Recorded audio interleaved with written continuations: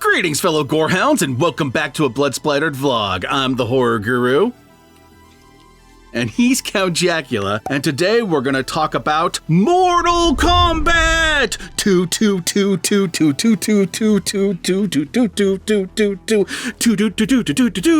We are gonna talk about Mortal Kombat 2, the sequel to the reboot that happened in 2021. Both films directed by Simon McQuoid, but I feel like he clearly learned his lesson from the first movie and made some improvements to this movie.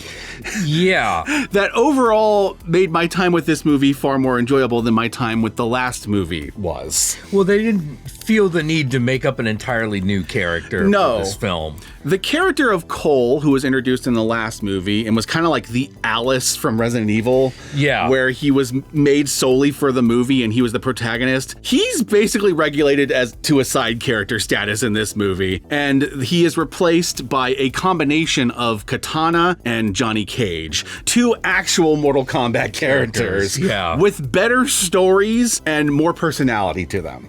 So I enjoyed them. They were a big improvement over Cole from the last movie, even though Cole is still here. You know, he still hangs around, but still hangs around. You know, I'm not gonna tell you whether or not he makes it. But there is much less focus on him, and that immediately is a big improvement. The other reason why this movie is an improvement over the previous film, which we reviewed way back in 2021 and kind of found to be a mixed bag, really. Like, there's some really cool moments in the movie, but overall the actual script and the plot of the movie was a mess. Yeah. This movie is a huge improvement over that for a couple of reasons. Number one, it's actually about a tournament. What is it, Shao Kahn? They have to stop Shao Kahn from invading Earthrealm. Yep, he's gonna invade Earthrealm and take it over unless they stop him and beat him in a competition. It's stupid, but it is Mortal Kombat. It's stupid, but it is Mortal Kombat. It's 100% Mortal Kombat. This is pretty much the Mortal Kombat movie you wanted back in the 90s. 100%. In fact, many aspects of this movie, right down to Johnny Cage kind of being like one half of the protagonist in this movie, makes this movie feel like a bigger budget remake of that 90s movie. It has a lot of the same elements, a lot of the same moments. There's some things that aren't here, like there isn't a Goro in this movie. Right. But there are some elements that were not in that movie, like Noob Saibot is in this movie. Noob Saibot, is a character in this movie. Which, if you don't know who that is, we'll talk about that in the spoiler section because, there's some lore there. It's Tobias Boon spelled backwards. There you go. But, this movie is basically the characters having to fight to save Earth, which is basically all I wanted out of a Mortal Kombat movie. And there's a lot of Easter eggs throughout this movie. The last one had Easter eggs too. Like, it was clearly made by Mortal Kombat fans, but they made a lot of decisions that I thought were questionable. But this movie also has a lot of Easter eggs and a lot of just straight up, like, fan service. Like, Johnny Cage does all of his iconic moves in this movie, in one of the fights. And so do other characters. You get actual, like, straight up fatality moves in this movie. Yep. I think part of what also makes this movie work a little bit better is the character of Johnny Cage. Yes. And the reason why I think he makes this work a whole lot better is he is the character that is pointing out how absurd the entire movie is. Yeah. How absurd everything is, how ridiculous it all is. He's taking the piss out of the movie. He's basically doing what the entirety of the Masters of the Universe did. Yeah. Where it's kind of making fun of itself. But in this, it's kind of contained to two characters, Kano and Johnny Cage. Which, by the way, Kano returns in this movie. We'll talk more about that in the spoiler section. But actually having that kind of like acknowledgement that this is all goofy and kind of roll with it really helps, because the last movie kind of took itself almost too seriously. Yeah, it took itself really seriously, and like you definitely have this problem where you're like, why is Johnny Cage even here? Which is a question that the movie asks. You know, Johnny Cage himself is like, why am I here? I'm a stunt man. Yeah, why would you ask an actor, even if he was like a famous martial artist before he became an actor, why would you ask him to participate in this? He's clearly not been training for this at all. Yeah. Why would you ask him to like fight for the fucking for the freedom of Earthrealm and give him like 2 minutes to prepare? Yes, absolutely. It's utterly ridiculous, but I like that his character was pointing out all that, you know? Yeah. It is lampshading, but sometimes lampshading helps with the rolling with how dumb the movie is, you know? They get to have their cake and eat it too by having these two protagonists, Katana and him, because Katana has like the uber serious story, right? Yeah, she's super hooked in with the plot, like, you know, Shao Kahn killed her father. Yep, she's kind of like Gamora in Guardians of the Galaxy, where she was taken in by the evil bad as like like his daughter. And she's even got like a bald sister who's like also part of this whole equation, which I guess in a way kind of makes Johnny Cage almost like a Star-Lord. Yeah. But like that's about where the comparisons end, because there's not like a Rocket Raccoon in this movie. No, it's not like a Rocket Raccoon. There is kind of a Drax the Destroyer. Yes, there are two characters you could point to and be like, they're kind of Drax figures. Like you have Baraka, yeah. who is just like the alien-looking guy with the fucking like teeth.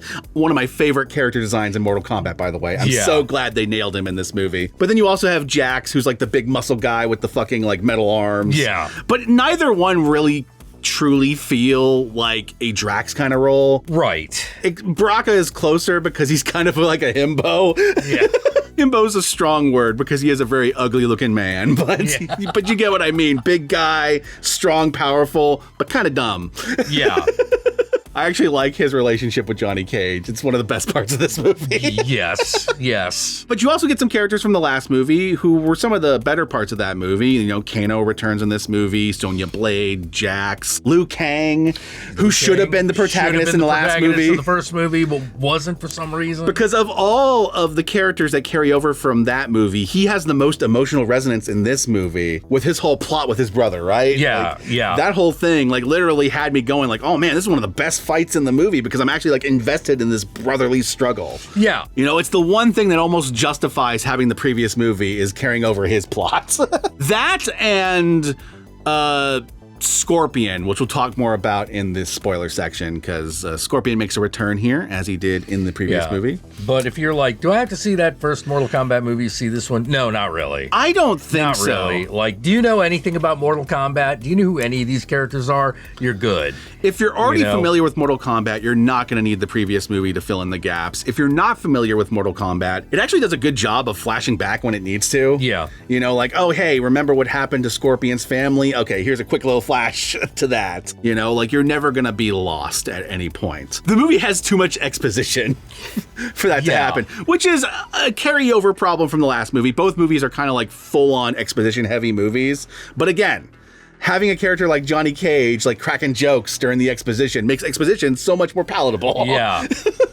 So yeah, I am going to say right here and now, this is probably the first legitimately good Mortal Kombat movie. Yeah, I agree. The original movie is kind of a so bad it's good kind of situation. Its sequel is even worse. And the one before this was better than those two movies, but was such a mess it never quite lived up to its potential. This is the movie that feels like it lives up to the potential. It's just Mortal Kombat. Most of the fights in this felt like they could have been pulled straight from the game, and I mean that as a compliment, actually. Yeah. That fucking Liu Kang fight in this, in that like kind of like, I don't know what plane of existence they were in, but that fucking like platform world they were fighting in. When Liu Kang was fighting his brother and he had that fucking like saw hat. Yeah. Kung Lao. That was one of the best fight scenes I've seen all year. That was phenomenal. Yeah, it was great. You know, that was a fantastic fight scene. And this movie's filled with awesome fight scenes like that. So if that sounds like a thing you want, awesome fight scenes, legitimate Mortal Kombat lore combined with an actual fucking tournament, then you should check out Mortal Kombat 2. It recently hit HBO Max. That's how we watched it, but you can actually rent it on other platforms if you want. So feel free. And with that said, let us move on to the spoilers so we can talk about some of the wacky shit that happens in this movie. Here we go.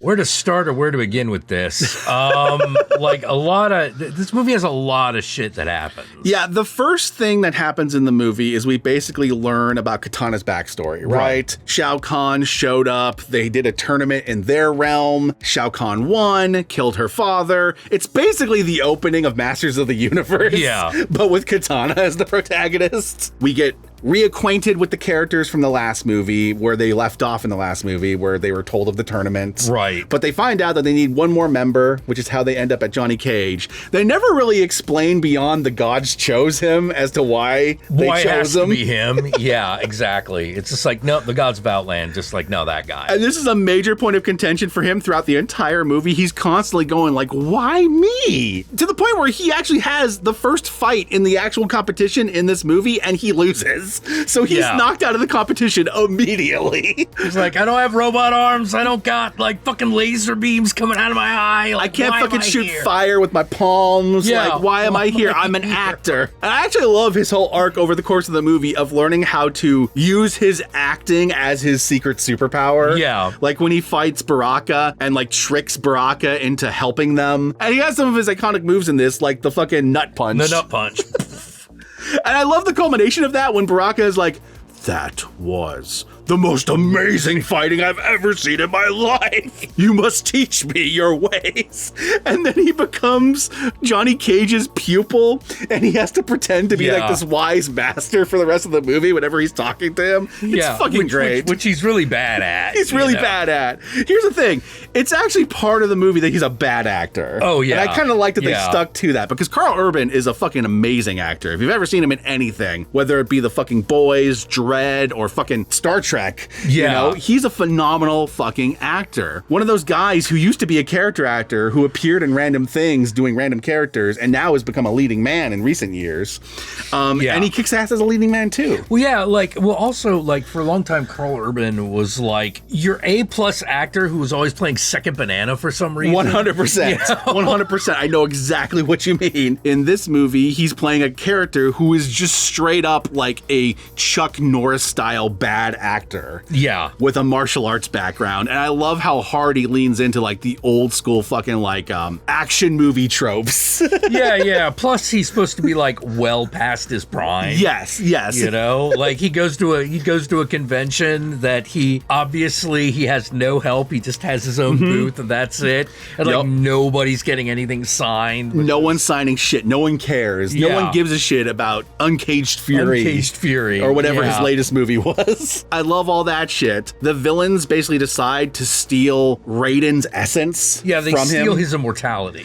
Pretty much, and they take it into this pendant, and then Shao Kahn uses that to be immortal himself throughout the entire competition, so no one can kill him. He's literally unbeatable, you know? And what's really funny, you see him fight a bunch of people over the course of this movie. Every single person he fights in this movie, with the exception of Katana's dad, technically beats him, but he wins because he's immortal. Yeah. Every single one of them delivered a straight up kill shot that would have won the fight. Yep, but no, he's immune to fatalities. And here's probably one of the first big spoilers, and one that I think will be pleasing for a lot of you to hear. He beats Cole and kills Cole and smashes Cole's head in. Dude. Fatality. I actually watched that. I was not a big fan of the Cole character. No, I wasn't either. But the way he takes him out, I was like, oh, that is ignominious. I felt bad when he died. Not only because I hated that character so much, or at least I thought that character was like a weight on this movie that didn't need to be there. Right.